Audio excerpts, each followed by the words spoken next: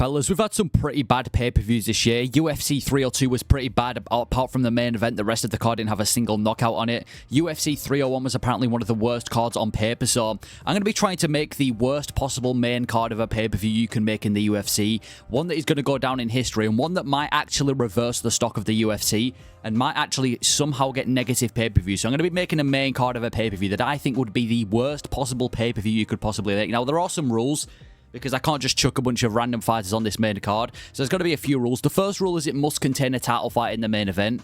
I feel like, yeah, it has to include a title fight because it has to be somewhat realistic. And also, there's got to be at least a few ranked fighters on the card. It can't just be a bunch of unranked fighters fighting, because then it would never be pay-per-view. So there's got to be a few ranked fighters to actually make it, you know, class as a pay-per-view and not a fight night. And it has to be somewhat realistic fights. I can't just choose, you know, a ranked fighter against a guy that's never fought in the UFC. These fights have to be somewhat realistic and could actually possibly happen in the UFC.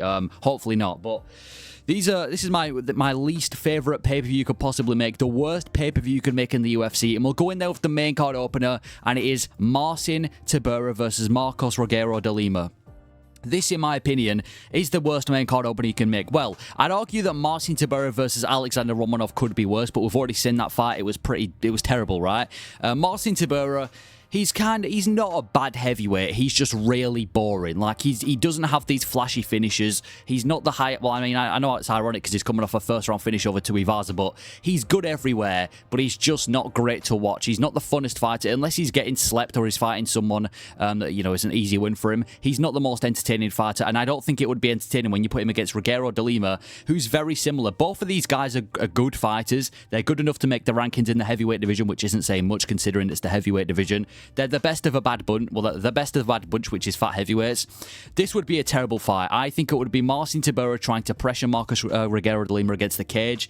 De Lima trying to do enough to just outpoint Marcin Tybura on the feet. This could honestly send the fans to sleep before the rest of the main card has even gone down. And we've got some pretty bad fights coming up on this card. But Marcin Tybura versus Rogerio de Lima. And it's actually somewhat... This fight actually could happen because Tybura's now matched up against Sergey Spivak. If Tybura loses to Spivak and maybe Rogerio wins his next fight, we could actually be seeing this fight soon. Marcin Tybura versus Marcos Rogerio de Lima would be terrible. I think Rogerio de Lima is known for one thing and one thing only, and that's being on the other end of a Derek Lewis knockout. And Marcin Tybura is known for one thing and one thing only, and that's being on the other end of Tom Aspinall's knockout. So these guys, zero highlight reels are going to come from this fight.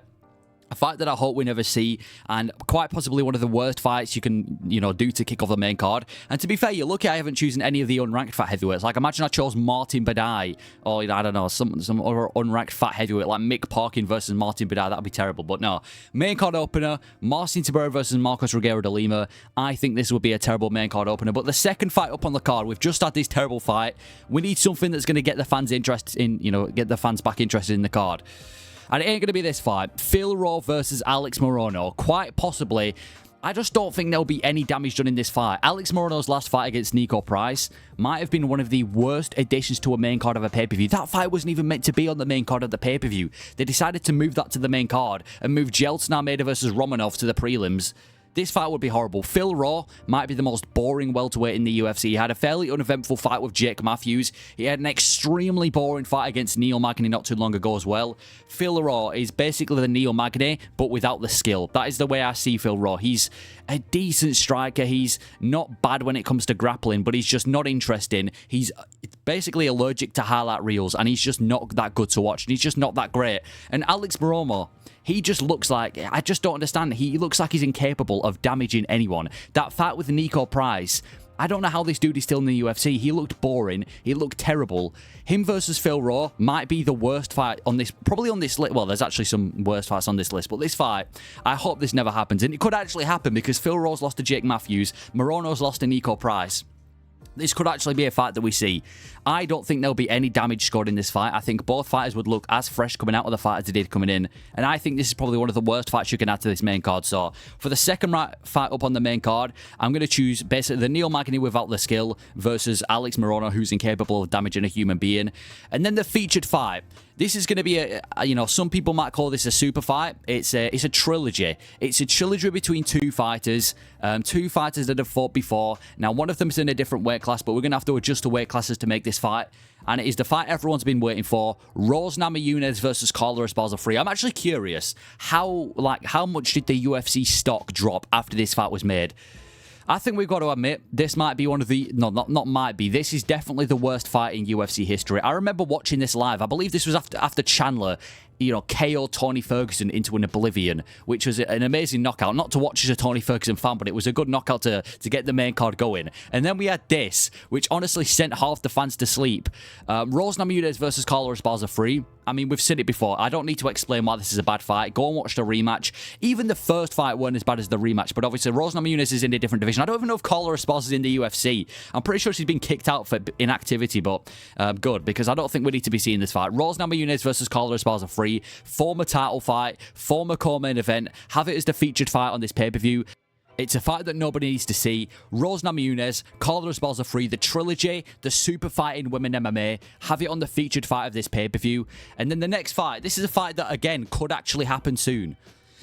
Muhammad Mokaev versus Amir Albazi. Now, these guys ain't terrible compared to the rest of the guys on this list. At least these guys have skill. Muhammad Mokaev, if he beats Manel Kabe, is going to be fighting for a belt. And Amir Albazi, he's probably going to be having a comeback in #1 contender fight soon. But out of everyone in the flyweight division, I hope these guys don't get matched up against each other. And considering the flyweight division isn't that in-depth, we're probably going to see them fight one day. This is a co-main event to a pay-per-view. It would be disgusting because Muhammad Mokaev's one of those fighters where he just seems like he can't, every single time there's a striking exchange, he just shoots for a double leg takedown. It's like he panics. He shoots for a double leg takedown, and he's just not the most interesting fighter. He tries latching up submissions, and I just don't think there'd be much submission offense that Muhammad Mokaev will be able to offer against Amir Albazi, who's also a really good grappler. But when you put two fighters like this against each other, it's going to be holding against the cage. And on the feet, it ain't like the grappling's going to cancel out and we're going to see a really fun fight on the feet. Amir Albazi's really mid on the feet. Muhammad Mokaev, I can't remember the last time he threw a single strike in the UFC, because in that fight with Perez, every single time there was a striking exchange, he shot for a takedown. I think Amir Albazi versus Muhammad Mokaev is probably the worst fight you can make in the top 10 of the flyweight division right now. So I'm going to go Muhammad versus Amir Albazi. It's a co-main event. He can make the co-main event considering they're both fairly high ranked. They're both one win away from a title shot. So it's a doable fight. But Mokaev versus Albazi, a fight that nobody just really needs to see. And then the main event of this pay-per-view, the title fight for this pay-per-view, the ones that is going to grab the attention of fans, the headliner of this card, a title fight in the making. And this title fight is Pennington versus Juliana Pena. Now, I really, really hope that Kayla Harrison is getting the next title shot against Raquel Pennington, because if we see Juliana Pena versus Pennington, I don't think I'd ever watch this. I think this would be a piss break. This is like Raquel Pennington, out of every single champion in the UFC, and I know the word aura is kind of cringy, but she's got no aura. She's got no aura. Out of every champion in the UFC, she has to be the most forgotten champion. Does anyone else remember Pennington winning the belt? That was one of the most forgotten about and skipped over title fights in UFC history. Nobody cares. Nobody even knows or acknowledges that she's a champion. I don't care how hardcore of an MMA fan you are. If you wake up every day and even for a second remember that Pennington is the champion, you must be a different level of women MMA fan. She's the most forgotten champion in the UFC right now. No one talks about her. At least you've got people like Alexa Grasso that are getting mentioned and Zhang Weili. Pennington might be the most forgotten champion in the UFC right now. Put her against Juliana Pena, who's been super inactive and kind of is just remembered for having that good win over Amanda Nunes, but then got absolutely whooped in the next fight that they had. She's been inactive. I guess the press conference could be all right, because actually, no, the press conference won't be all right. I was going to say that Juliana Pena might trash talk, but she might have some of the worst trash talk in the UFC. Same for Pennington.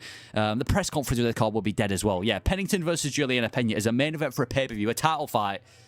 I wouldn't even want this on the main card of a normal pay-per-view. I wouldn't even want this as the main card opener for any normal pay-per-view. This is like an Apex main event fight night at best. Even then, I'd much rather have two fat heavyweights going at it. Like Shamil Gaziev versus Rosenstrike absolutely destroys this fight. I would rather pay for that fight than this. Pennington versus Pena, a fight that I don't want to see. Even the press conference, you're going to have to turn your headphones off because of Juliana Pena. She thinks she can trash talk, and really, it's just she's drowning the pay-per-views in the UFC. But yeah, that is how I would make the worst pay-per-view card in UFC history. A pay-per-view card that would probably get negative negative pay-per-views, a bunch of boring fights, fights that nobody asked for and nobody wants to see, with fighters that just don't tend to have bangers on in the UFC. So this is my version of the worst pay-per-view card in the UFC. Let me know if you'd have added any more fights and your thoughts if we ever got this pay-per-view in the UFC. But thank you for watching.